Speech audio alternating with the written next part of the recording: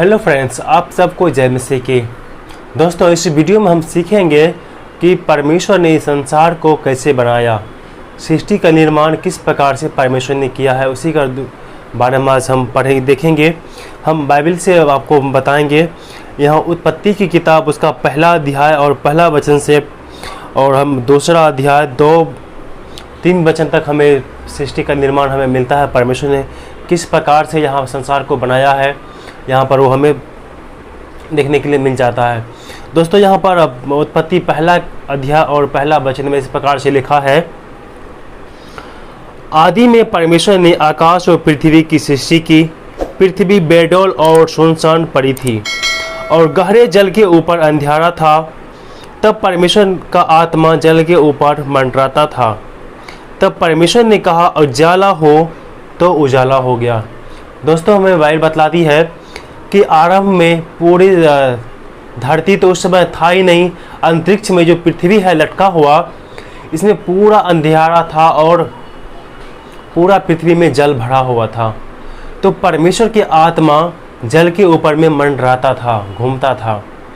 तो परमेश्वर ने सृष्टि को आगे बनाया। तब परमेश्वर ने कहा, उजाला हो, तो उजाला हो गया। और परमेश्वर ने उजाले को देखा कि अच्छा है, और परमेश्वर ने उजाले को अंधियारे से अलग किया। और परमेश्वर ने उजाले को दिन और अंधियारे को रात कहा। तथा सांझ हुई, फिर भोर हुआ। इस प्रकार पहला दिन बीत गया। दोस्तों, पहला दिन में हम जब देखते हैं, परमेश्वर ने रोशनी, समय, अंतरिक्ष का निर्माण किया है। ये पहला दिन में परमेश्वर ने सूर्य, समय, अंतरिक्ष का निर्माण किया है। यहाँ पर हमें बाइबल बतलाती है। हम जब आगे पढ़ेंगे, फिर परमेश्वर ने कहा, जल के बीच एक ऐसा अंतर हो जाए, जल दो भाग हो जाए। तब परमेश्वर ने एक अंतर बनाकर उनके नीचे के जल और उनके ऊपर के जल को अलग कर दिया, और वैसा ही हो गया। और परमेश्वर ने उस अंतर को आकाश कहा। तथा सांझ हुई, फिर भोर हुआ। इस प्रकार दूसरा दिन बीत गया। दोस्तों, दूसरा दिन में देखते हैं परमेश्वर सूखी भूमि, पौधे, वनस्पति, ये सब परमेश्वर ने दूसरा दिन में बनाया है। आगे हम ये पढ़ेंगे तीसरा दिन में, फिर परमेश्वर ने कहा, आकाश के नीचे का जल एक स्थान में इकट्ठा हो जाए और सूखी भूमि दिखाई दे, और वैसा ही हो गया। परमेश्वर ने सूखी भूमि को पृथ्वी कहा, तथा जो जल इकट्ठा हुआ था उनको समुद्र कहा। और यह देखा अच्छा है। फिर परमेश्वर ने कहा, पृथ्वी से हरी घास तथा बीज बोने वाले छोटे छोटे पौधे और फलदार वृक्ष भी, जिनके बीज उन्हीं में एक एक की जाति के अनुसार है, पृथ्वी पर उगे। और वैसा ही हो गया। इस प्रकार पृथ्वी से हरी घास और छोटे छोटे पेड़, जिसमें अपनी अपनी जाति के अनुसार बीज होता है, और फलदार वृक्ष, जिनके बीज एक एक की जाति के अनुसार उन्हीं में होते हैं, उगे। और परमेश्वर ने देखा कि अच्छा है। तब सांझ हुई, फिर भोर हुआ। इस प्रकार से तीसरा दिन बीत गया। दोस्तों, हम देखे थे तीसरा दिन में परमेश्वर ने सूखी भूमि, पेड़ पौधे, वनस्पति को बनाया है। इस प्रकार हम आगे पढ़ते हैं 14वें वचन में, फिर परमेश्वर ने कहा, दिन को रात से अलग करने के लिए आकाश के अंतर में ज्योतियाँ हो, और वे चिन्हों और नियमों, समय और दिनों और वर्षों के कारण हो। और वे ज्योतियाँ आकाश के अंतर में पृथ्वी पर प्रकाश देने वाली भी ठहरे। वैसा ही हो गया। तब परमेश्वर ने 2 बड़ी ज्योतियाँ बनाई। उनमें से बड़ी ज्योतियाँ को दिन पर प्रभुता करने के लिए और छोटी ज्योतियाँ को रात पर प्रभुता करने के लिए बनाया। और तारागण को भी बनाया। परमेश्वर ने उनको आकाश के अंतर में इसलिए रखा कि वे पृथ्वी पर प्रकाश दे तथा दिन और रात का प्रभुता करे, और उजाले को अंधियारे से अलग करे। और परमेश्वर ने देखा कि अच्छा है। तथा सांझ हुई, फिर भोर हुआ। इस प्रकार चौथा दिन हो गया।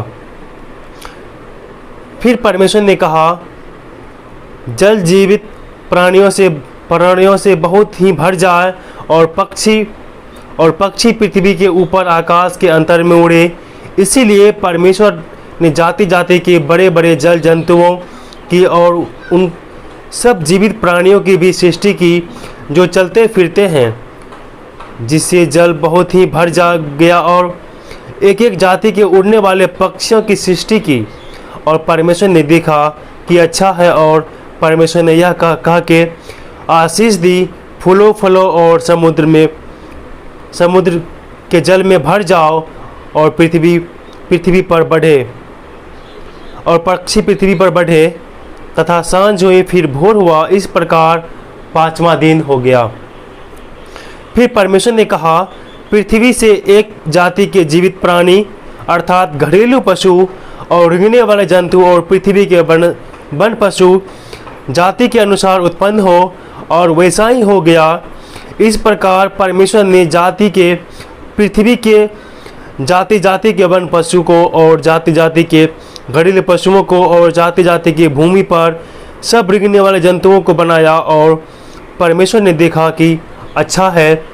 फिर परमेश्वर ने कहा, हम मनुष्यों को अपने स्वरूप के अनुसार अपनी समानता में बनाए, और वे समुद्र की मछलियों और आकाश के पक्षियों और घरेलू पशुओं और सारी पृथ्वी पर और सब रेंगने वाले जंतुओं पर जो पृथ्वी पर रेंगते हैं अधिकार रखे। तब परमेश्वर ने मनुष्य को अपने स्वरूप के अनुसार उत्पन्न किया, अपने ही स्वरूप के अनुसार परमेश्वर ने उनको उत्पन्न किया, नर और नारी करके उनको मनुष्यों की सृष्टि की। और परमेश्वर ने उनको आशीष दी और कहा, फूलों फलों और पृथ्वी में भर जाओ, और उनको अपने बस में कर लो, और समुद्र की मछलियाँ तथा आकाश की पक्षियाँ और पृथ्वी पर रेंगने वाले सब जंतुओं पर अधिकार रखो।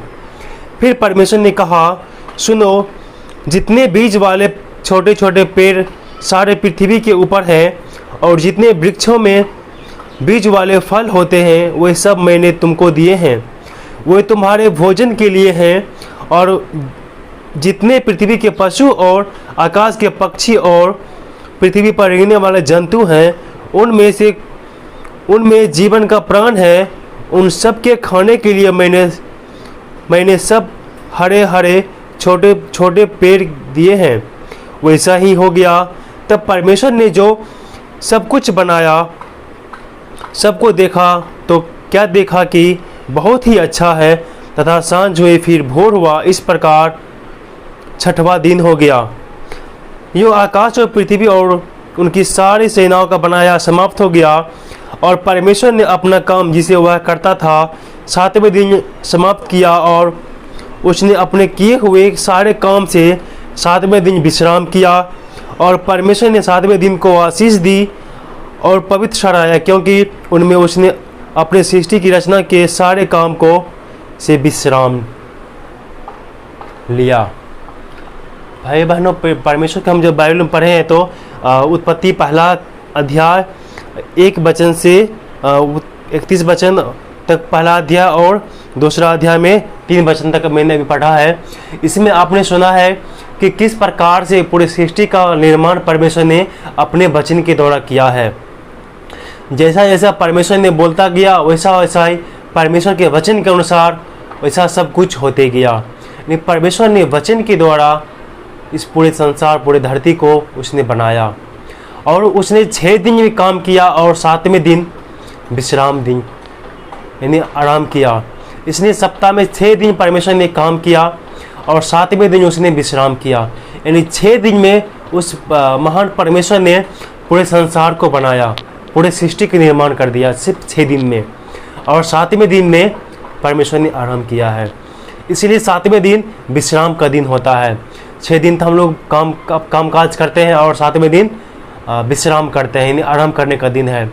इसीलिए मेरे प्रियो, अगले जो मेरा नेक्स्ट टॉपिक होगा वो होगा आदम और हवा। दोस्तों, आदम हवा को परमेश्वर ने किस प्रकार से बना के कहाँ रखा, मैं उनके वीडियो लिए अलग से मैं वीडियो इसके बाद में लाने वाला हूँ। इसीलिए दोस्तों, अगर आपको ये वीडियो अच्छा लगा और आप भी अगर और कुछ जानना चाहते हैं तो हमारे इस चैनल को आप सब्सक्राइब जरूर करें, और अपने फ्रेंड और रिश्तेदारों में इस वीडियो को आप शेयर जरूर करें, ताकि वो भी सृष्टि के बारे में जान सके और परमेश्वर के शिक्षाओं के बारे में जान सके और उद्धार पा सके। इस वीडियो में फिलहाल इतना ही। हम आपसे नेक्स्ट वीडियो मिलते हैं एक अलग टॉपिक के साथ। फिलहाल आप सबको परमेश्वर आशीष दे। आमीन।